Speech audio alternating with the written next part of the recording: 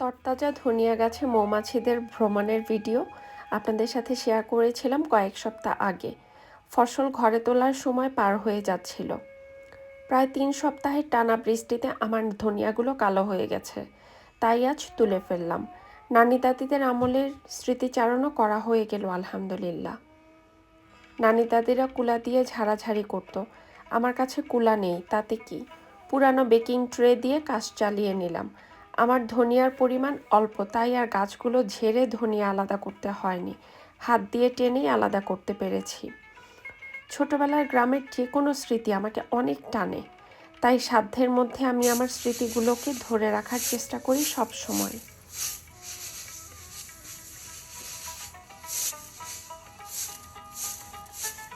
অবশ্যই আন্টি বসে সবাই